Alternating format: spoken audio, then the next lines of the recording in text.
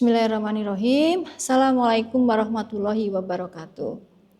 Perkenalkan, nama saya Ari Rahma Putri, SEMSI dengan NIDN 0620057703. Saya merupakan salah satu dosen di program studi D3 Akuntansi Fakultas Ilmu Sosial Humaniora Universitas Muhammadiyah Klaten. Izinkan saya menyampaikan pernyataan diri dosen unjuk kerja Tridharma Perguruan Tinggi atau PDD UKTPT di bidang pengajaran. Tujuan dari pemaparan ini adalah untuk memenuhi persyaratan sertifikasi dosen tahun 2025. Sebagai seorang dosen, saya telah menerapkan Tridharma Perguruan Tinggi, salah satunya adalah pengajaran. Nah, dalam pengajaran saya menggunakan sistem DAI, yaitu Delivery, Interaction, and Assessment. Delivery, di mana saya menyampaikan pemaparan materi kepada mahasiswa agar mudah dipahami oleh mahasiswa, kemudian saya memberikan contoh-contoh terkait kasus permasalahan yang dihadapi sehingga mahasiswa paham akan materi yang saya sampaikan. Yang kedua adalah interaction. Interaction ini adalah interaksi antara saya dengan mahasiswa dalam melakukan pembelajaran. Saya akan memberikan beberapa pertanyaan kepada mahasiswa dan mahasiswa pun menjawab pertanyaan tersebut. Ya, di mana dengan adanya interaksi ini kita akan menggali materi yang kita sampaikan betul-betul dipahami oleh mahasiswa. Kemudian yang ketiga, assessment. Assessment ini adalah pemberian tugas kepada mahasiswa yang berguna untuk mengukur kemampuan mahasiswa tersebut. Kemudian pemaparan presentasi. Di dalam pemaparan presentasi ada mata kuliah yang akan saya sampaikan, kemudian deskripsi mata kuliah, kemudian capaian pembelajaran, sistem pembelajaran dan metode pembelajaran, sistem penilaian dan video pembelajaran. Deskripsi mata kuliah untuk pengantar ilmu ekonomi terdiri dari 2 SKS, ya, dengan kode mata kuliah AKT 102, yaitu mata kuliah ini membahas ilmu ekonomi makro dan mikro, termasuk permintaan, penawaran, elastisitas, perilaku konsumen, struktur pasar, kebijakan pemerintah, serta indikator makro seperti produk domestik bruto, inflasi, dan pengangguran. Nah, materi ini menjadi dasar pemahaman dan pengambilan keputusan ekonomi dan kebijakan publik. Nah, tujuan dari pembelajaran ini adalah setelah mengikuti perkuliahan, harapannya mahasiswa mampu memahami prinsip dasar ekonomi, penerapannya, menganalisis dan interaksi pelaku ekonomi di pasar, menjelaskan indikator makroekonomi beserta dampaknya, serta pengembangan pemikiran yang kritis terhadap berbagai isu ekonomi. Nah, kemudian capaian pembelajaran lulusan CPL 1 yang pertama menunjukkan sikap bertanggung jawab atas pekerjaan di bidang keahliannya secara mandiri. CPL 2 mampu memecahkan masalah pekerjaan dengan sifat dan konteks yang sesuai dengan bidang keahlian terapannya berdasarkan pemikiran logis, inovatif, dan bertanggung jawab atas hasilnya secara mandiri. Dan CPL yang ketiga menguasai konsep tentang ilmu ekonomi secara komprehensif, utuh, dan sistematik. Ya. Kemudian capaian pembelajaran mata kuliah. Yang pertama, CPMK 1, mahasiswa mampu memahami konsep dasar ekonomi mikro dan makro, termasuk permintaan, penawaran, keseimbangan pasar, elastisitas, serta perilaku konsumen dan produsen. Kemudian CPMK yang kedua mampu menganalisis struktur pasar, kemudian peran pemerintah dan indikator makroekonomi seperti produk domestik bruto, inflasi, dan pengangguran. CPMK yang ketiga memiliki kemampuan berpikir kritis dalam menganalisis permasalahan dan dinamika perkembangan ekonomi. Selanjutnya, materi pembelajaran yang akan kita pelajari selama 1 semester, pokok bahasan yang pertama adalah ruang lingkup ilmu ekonomi.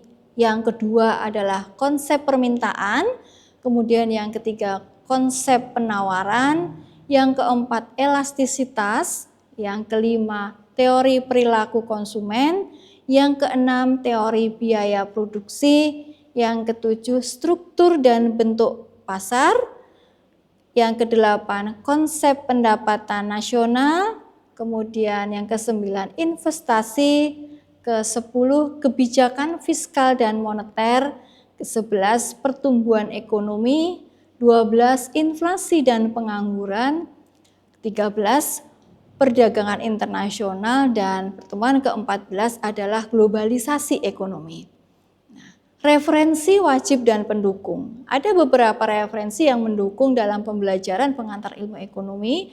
Yang pertama, pengantar ilmu ekonomi dari Rata Marahaja, kemudian dari Agus Parera, kemudian ada dari Suparmoko, Gregory, dan hasil penelitian dari dosen. Nah, sistem pembelajaran. Untuk sistem pembelajaran ini adalah luring atau tatap muka. Kemudian yang kedua,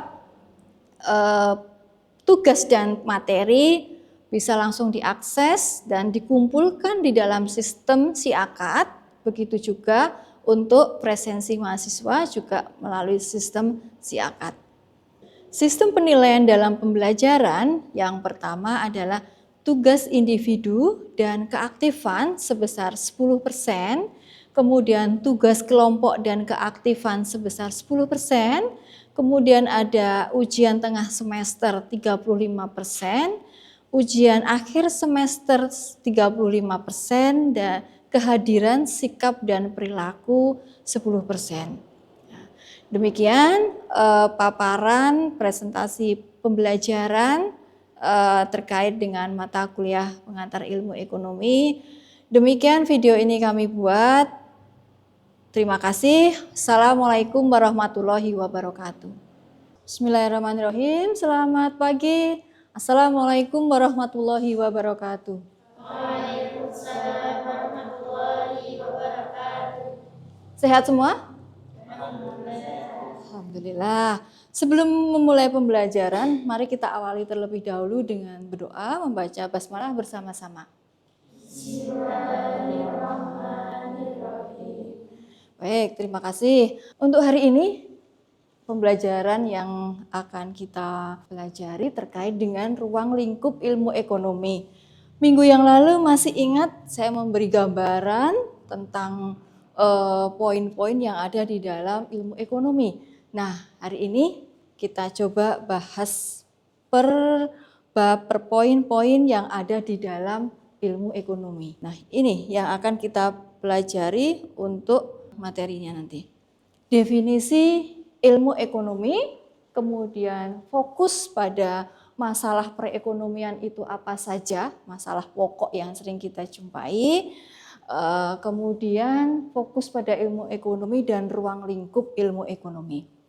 Nah, di sini apa yang mendasari sebenarnya kita mempelajari ilmu ekonomi? Kita melihat bahwa ada kondisi ya saat ini organisasi semakin berkembang dengan teknologi yang canggih, permasalahannya pun kompleks. Nah, apa yang harus diperhatikan? Nah, di sini ada ilmu ekonomi yang kita perlukan untuk mengelola sumber daya yang tersedia.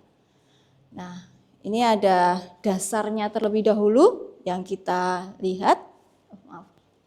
Ilmu ekonomi ini adalah ya suatu bidang ilmu pengetahuan yang tentunya sudah berkembang lama, sudah berkembang dari sejarahnya tahun 1700 sekian. Dan kita mengenal pertama awal itu ada Bapak Ilmu Ekonomi Adam Smith. Nah, Bapak Ilmu Ekonomi Adam Smith ini tentang ilmu ekonomi yang modern. Nah, di sini dasar bagi ilmu ekonomi modern itu memberikan pemahaman mendalam tentang faktor-faktor yang mempengaruhi. Nah, itu jadi kita bisa melihat selain Adam Smith ada lagi. Nah, di sini kita masuk ke bab tentang definisi ilmu ekonomi. Ada teman-teman yang sudah pernah membaca buku tentang ilmu ekonomi? Ekonomi itu apa? Ya, silahkan. Setelah saya mencari referensi beberapa dari buku itu, menurut saya ilmu ekonomi adalah ilmu yang mempelajari bagaimana masyarakat dapat memenuhi kebutuhannya. Bagaimana masyarakat dapat memenuhi kebutuhan untuk memuaskan kebutuhan konsumen. Ada lagi yang berpendapat? Silahkan. Menurut saya, ilmu ekonomi merupakan ilmu yang digunakan untuk menganalisis berbagai fenomena seperti inflasi, resesi, dan pertumbuhan ekonomi. Nah, inflasi, resesi, sudah tidak asing lagi dengan bahasa-bahasa inflasi, resesi, pengangguran, apalagi sekarang yang sedang topik di masalah kita. Pengangguran, pendapatan, ya, kemiskinan. Nah, di sini coba kita melihat definisi ilmu ekonomi. Kalau kita lihat ada bahasanya oikos dan nomos, berasal dari bahasa Yunani. Ya, oikos itu adalah keluarga. Ini saya paparkan dengan gambar. Oikos dan nomos itu peraturan, bahwa di situ ada aturan rumah tangga atau manajemen rumah tangga. Berarti kita harus menata, ya, bagaimana supaya perekonomian itu bisa berjalan dengan baik. Nah, ini ada pemahaman atau pengertian ilmu ekonomi. Yang pertama dikemukakan oleh Adam Smith. Ilmu yang mempelajari tentang tingkah laku manusia ya dalam usahanya untuk mengalokasikan sumber daya yang terbatas guna mencapai tujuan. Mungkin hampir sama tadi ya, untuk memuaskan kebutuhan. Nah, ini ada perihal yang digaris bawahi, berarti di situ mengalokasikan sumber daya yang terbatas. Sumber daya manusia itu seperti apa? Kita punya ini, kita pengen itu, tetapi terbatas. Jadi manusia punya keinginan yang luar biasa banyaknya, tetapi sumber daya yang digunakan untuk memenuhi itu terbatas. Itu dikemukakan oleh Adam Smith. Kita coba lagi melihat pengertian ilmu ekonomi yang dikemukakan oleh Carl Anderson. Nah, ilmu yang membahas bagaimana sumber daya ini dialokasikan. Dialokasikan dengan baik untuk masyarakat sehingga bisa dimanfaatkan secara maksimal sebagai alternatif untuk memuaskan keinginan manusia. Ya. Itu. Satu lagi, ada pemahaman dikemukakan oleh Samuelson. Suatu studi mengenai pilihan yang tepat untuk memanfaatkan sumber daya yang langka. Yang langka, terbatas, ya. Nah, kemudian untuk menghasilkan berbagai barang serta mendistribusikannya. Ya. Di sisi lain ada lagi menurut Manulang dan ada lagi ilmu ekonomi yang mempelajari bagaimana masyarakat dapat memenuhi kebutuhannya. Nah, dari sekian pengertian tadi, kalau teman-teman pahami apa yang sebenarnya satu poin yang jadi masalah di dalam ilmu ekonomi. Ada istilah kelangkaan. Sudah pernah mendengar istilah kelangkaan? Langka. Ya. Di kelangkaan di sini berarti kita lihat ada kebutuhan masyarakat yang tidak terbatas. Ini kebutuhan masyarakat yang tidak terbatas, keinginan masyarakat yang tidak terbatas, sedangkan faktor produksi itu terbatas. Ya. Ada yang bisa memberikan contoh? Ya, silahkan. Contohnya itu misalnya di suatu daerah mengalami kemarau yang sangat panjang dulu. Terus itu nanti menyebabkan hasil panennya itu berkurang. Dan sementara itu permintaan beras itu terus meningkat. terus meningkat. Nah, kalau seperti ini efek atau dampaknya jadi bagaimana? Nanti itu dampaknya itu harga beras itu jadi naik drastis, dan konsumsi masyarakat terganggu. Nah, banyak ya contohnya, itu salah satu contoh yang dikemukakan kalau kebutuhan untuk masyarakat itu banyak, tapi ada sumber daya yang terbatas. Ini salah satunya, kebutuhan masyarakat. Oh, banyak sekali kebutuhan masyarakat ya. Nah, kemudian keinginan bisa disertai dengan mengkonsumsi, dengan kemampuan membeli ya. Kemudian setelah mempertimbangkan pengorbanannya berapa dan manfaatnya bisa dilakukan ya. Tindakan apa yang dilakukan selain kebutuhan, faktor produksi. Apa tahu sebenarnya faktor produksi itu ya.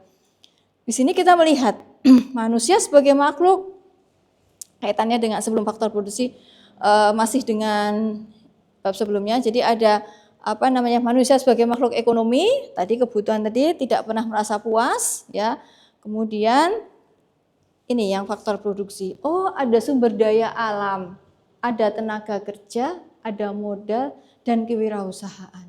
Sumber daya alam kita seperti tadi contohnya, beras. Apalagi bisa dicontohkan yang lain. Beras, terus apalagi? Minyak, apalagi? Nah, dari sumber-sumber itu ya, kalau kita melihat ya jumlahnya terbatas, tapi kemungkinan manusia sangat tidak terbatas. Tenaga kerja, modal, dan ini keahlian berwirausaha. Keahlian berwirausaha juga merupakan bagian dari faktor produksi. Ya. Ini dia sumber daya alam. Itu tadi sudah dipaparkan. Ya, tenaga kerja. Nah, tenaga kerja kita bisa melihat di sini beras apa saja. Ya, ya. Jadi ada tenaga kerja yang kasar, terampil, dan terdidik. Ya. Kita bisa melihat kemudian modal. Kira-kira modal itu bagaimana? Modal bisa digunakan untuk apa? Oh, untuk melakukan proses produksi. Ya. Nah, kemudian ada beberapa masalah pokok. Ini yang sering kita jumpai. Teman-teman membaca di media, di televisi, ya, di koran dan sebagainya. Ada tidak ini yang asing dalam keseharian kita? Kemiskinan, ya, kita jumpai. Pengangguran, ya. Ketimpangan ekonomi, ya. Pertumbuhan ekonomi yang rendah dan ketahanan ekonomi terhadap krisis. Ya. Nah, ini yang kita hadapi, ya, kemiskinan. Berapa tingkat kemiskinan di Indonesia? Nanti teman-teman bisa mencari referensi yang update. Tingkat pengangguran di Indonesia itu berapa persen. Nah, kemudian dari masalah itu, mungkin ada yang menambahkan dari 5 poin ini, ada lagi tidak permasalahan ekonomi yang sering sekali kita jumpai? Selain kemiskinan, kemudian pengangguran, mungkin ada yang bisa menjawab? Ya, nanti kita diskusikan terkait dengan hal tersebut. Oke. Nah, ini fokus yang kita lihat di sini. Kelangkaan, alokasi sumber daya, dan pilihan-pilihan itu nanti bisa konsumsi, saving, menabung, atau investasi. Ya, kita bisa hal tersebut nanti kita kaitkan dalam pembuatan keputusan, dan ini yang akan kita peroleh bahwa ya di ending, di akhir itu ada kemakmuran masyarakat yang kita harapkan. Ya tadi ada kemiskinan, bagaimana mengatasi kemiskinan, pengangguran, ya bagaimana mengatasi pengangguran. Kemudian saya lanjutkan lagi. Ada ruang lingkup ekonomi. Ya. Ada yang bisa menjelaskan ruang lingkup ekonomi ini apa saja? Ya. Ada ekonomi mikro dan ekonomi makro. Ya, kemudian? Ekonomi mikro itu berfokus pada analisis perilaku individu, rumah tangga, dan perusahaan Ya. dalam membuat keputusan ekonomi. Ya. Seperti konsumsi, produksi, dan investasi. Kemudian? Sementara untuk ekonomi makro itu berfokus pada analisis perekonomian secara keseluruhan, termasuk tingkat inflasi, pengangguran, pertumbuhan ekonomi, dan kebijakan pemerintah. Jadi ada dua, mikro dan makro. Oh, mikro itu membahas tentang ini, makro membahas tentang ini. Nah, ini ilmu ekonomi kecil ya, yang menganalisis mengenai bagian-bagian itu tadi. Tadi sudah dicontohkan, ada interaksi dengan pasar juga, perilaku produsen dan konsumen, dan penentuan harga pasar. Sedangkan untuk ekonomi makro, ya, nanti bagian ilmu ekonomi yang kalau kita melihat cenderung lebih luas, lebih kompleks, bersifat global, tidak memperhatikan kegiatan ekonomi oleh unit-unit kecilnya, tetapi lebih di luar. Contohnya apa tadi? Inflasi ya, apalagi tadi inflasi, terus kebijakan, ya, kemudian hal-hal lain mungkin tentang uang beredar, kemudian pertumbuhan ekonomi. Nah, ini di ekonomi makro nanti dipelajari. Nah, kemudian setelah kita mempelajari tentang ruang lingkup, ilmu ekonomi itu seperti apa, masalahnya seperti apa, berikut ada tugas kelompok yang harus teman-teman diskusikan, kemudian nanti menyampaikan pendapat. Silahkan dibentuk kelompok, satu kelompok 3 sampai 4 ya. Silahkan berkelompok, membagi kelompok.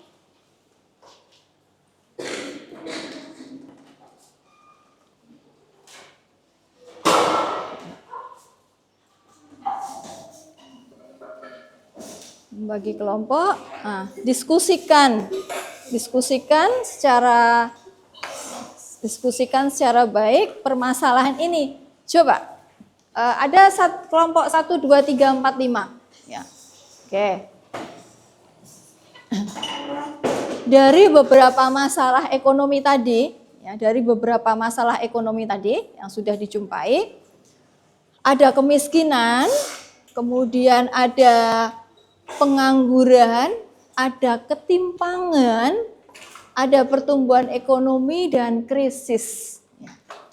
Mana yang paling mendesak diatasi? Ya, menurut pendapat Anda, menurut pendapat kelompok Anda. Silahkan didiskusikan, kira-kira 10 menit. Terus diskusikan peran ilmu ekonomi dalam memberikan solusi.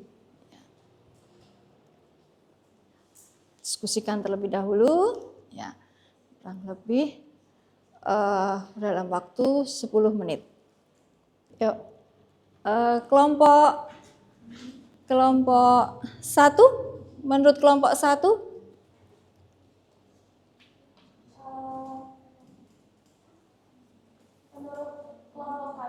Masalah pokok ekonomi yang paling mendesak yaitu kemiskinan. Karena kemiskinan harus segera diatasi karena berdampak luas pada kehidupan masyarakat, seperti keterbatasan akses pendidikan, kesehatan, dan pekerjaan. Selain itu, kemiskinan menghambat pertumbuhan ekonomi karena daya beli rendah dan produktivitas menurun. Jika tidak diatasi, kemiskinan juga dapat memicu masalah sosial lain seperti kriminalisasi dan ketidakstabilan. Oleh karena itu, pengatasan kemiskinan penting untuk meningkatkan kualitas hidup dan pembangunan negara secara keseluruhan. Ya, baik. Jadi itu ya, kemiskinan ya, dari kemiskinan menurut kelompok 1 kemiskinan. Kelompok berikutnya? Dari hasil diskusi kelompok kami, pengangguran adalah masalah yang paling mendesak untuk diatasi. Peran ilmu ekonomi dalam memberikan solusi terhadap masalah pengangguran yaitu yang pertama, ilmu ekonomi membantu meningkatkan kualitas SDM melalui pendidikan dan pelatihan sehingga pekerja memiliki keterampilan yang sesuai dengan kebutuhan industri. Yang kedua, ilmu ekonomi membantu meningkatkan investasi pemerintah maupun swasta untuk menciptakan lapangan pekerjaan baru. Satu lagi untuk kelompok berikutnya. Kelompok kami memilih pengangguran sebagai masalah ekonomi yang paling mendesak untuk diatasi. Ya. Alasan utamanya karena pengangguran memiliki dampak yang luas dan langsung terasa dalam kehidupan masyarakat. Yaitu menganalisis penyebab pengangguran, lalu merancang kebijakan ekonomi. Yang ketiga, mendorong investasi dan kewirausahaan. kewirausahaan. Mm-mm. Yang keempat, mengembangkan sektor produktif. Yang kelima yaitu perencanaan pendidikan dan pelatihan. Ya. Yang keenam, mengurangi ketimpangan wilayah. Kemudian, ya. Jadi pengangguran dan kemiskinan, ya, itu yang menjadi masalah. Pengangguran, apalagi sekarang banyak sekali tingkat pengangguran. Kalau kita lihat nanti kita lihat evaluasi data update-nya tingkat pengangguran dan kemiskinan itu seperti apa. Ya. Kemudian tadi sudah peran kita diskusikan sudah, ya. Jadi yang bisa kita simpulkan di sini bahwa ilmu ekonomi ini akan mempelajari perihal ya yang berkaitan dengan kebutuhan manusia, kemudian masyarakat, konsumen, ya, di mana kita menggarisbawahi bahwa di situ ada kelangkaan sumber daya yang kita miliki. Nah, dengan sumber daya kita yang tidak keinginan kita yang tidak terbatas, tapi sumber daya untuk memenuhi itu sangat terbatas. Oke, untuk pembelajaran hari ini, ada yang mau ditanyakan? Ya.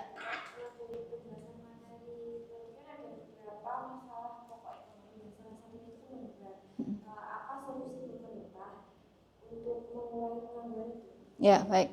Jadi solusi untuk mengurangi pengangguran. Kalau melihat data yang ada beberapa, pengangguran itu jumlahnya banyak sekali, ya.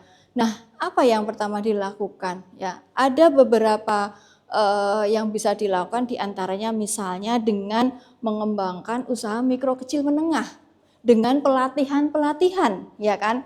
Dengan adanya pengembangan usaha mikro kecil menengah, ya, berarti di sini masyarakat untuk segera melakukan kreativitas, inovasi untuk membuka suatu usaha agar mampu mengurangi yang namanya pengangguran. Karena kalau kita semua tergantung pada sektor publik, semuanya inginnya bekerja di sektor pemerintah dan sebagainya, mungkin tidak akan mencukupi. Makanya di sini yang harus dilakukan adanya pelatihan untuk masyarakat, menggerakkan masyarakat untuk berwirausaha. Nah, jadi memang dari beberapa penelitian saya terkait dengan kegiatan dosen, jadi mengajar, meneliti dan mengabdi. Penelitian saya juga beberapa terkait dengan UMKM, usaha mikro kecil menengah. Ternyata di situ ada beberapa kendala juga, ada hal apa yang harus dilakukan, ditingkatkan oleh para UMKM, memang harus inovatif. Nah, paling tidak ketika kita menggerakkan masyarakat mengarah untuk membuka suatu usaha kecil atau UMKM tadi, ya, sekian persen lah bisa untuk mengurangi pengangguran, ya, itu. Jadi itu bagian dari mengurangi tingkat kemiskinan yang ada di Indonesia, ya. Kalau misal kita bisa meningkatkan jumlah UMKM itu menjadi lebih banyak, ya, jadi masyarakat lebih kreatif lagi, tentunya tingkat pengangguran kita juga akan mengalami penurunan. Saya rasa itu. Nah, baik, untuk perkuliahan hari ini tentang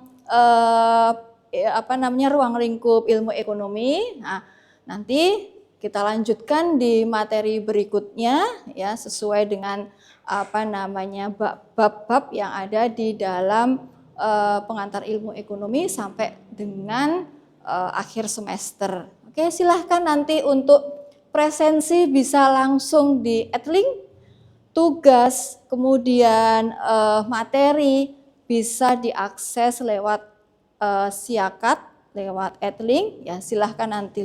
Untuk presensi nanti silahkan langsung menggunakan barcode yang ada yang bisa diakses oleh teman-teman hari ini juga, ya. Baik, kita akhiri perkuliahan hari ini dengan membaca hamdalah bersama-sama. Alhamdulillahirabbil alamin. Terima kasih, selamat melanjutkan aktivitas. Selamat pagi. Assalamualaikum warahmatullahi wabarakatuh. Waalaikumsalam warahmatullahi wabarakatuh.